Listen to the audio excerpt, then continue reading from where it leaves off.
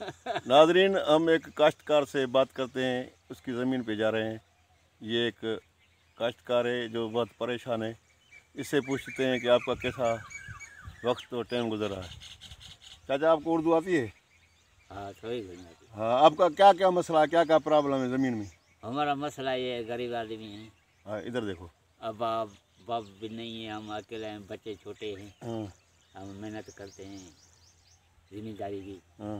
बस दुखिया टाइम निकलता है, कभी सुख होता है, कभी दुख भी होता है।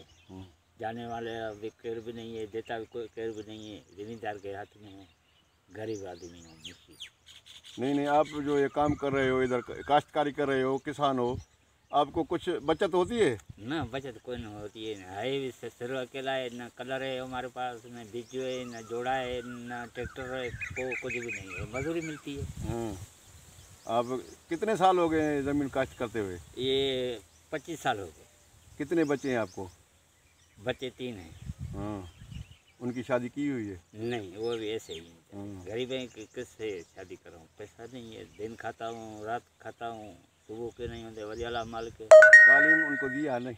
हाँ, 8 दर्जे पढ़े। एक 8 पढ़े हैं। हाँ, हाँ, और गुजारा नहीं होता है, उसको रख दिया मजदूरी पे, सेठ वठ। उधर काम करता है सेट पे। वो कितनी तनख्वाह देता है? क्या तनख्वाह देता है? 18। कितने बिरादर हो आप, कितने भाई हो आप इसमें? भाई हाँ भाई तो मेरे फोत हो गए, मैं अकेला हूँ। हाँ।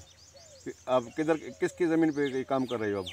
अब ये हाजी कदम हाजी कादर मशहूर के काम पे कर रहे हो। ये कैसा ज़मींदार है? जिम्मेदार अच्छा है, सही है, पर खर्चा तो है ना ज़मीन का। हाँ, वो आपको खर्चा देता है? देता है, बस फसल में देता है, कणकी में देता है अनशन। हाँ भाई फूटी सारी ले जाता है, बचत नहीं होती। हाँ। और लाख रुपया कर्ज होता है, वर वो ख़त्म हो गया है, वर दूसरे फसल पे लाख होता है, ये बस चलाता है मेरे को। चलो तुम सही। गरीब आदमी कम करो। हाँ, अच्छा, अच्छी आदमी है ये, मशहूर बिरादरी अच्छी आदमी है। चलो ठीक। सर, आपने ये इस काश्तकार की बातें सुनी। ये एक सिंध का काश्तकार है, ये मेहनत कश है। इसी की ज़मीन पे मैं आया था।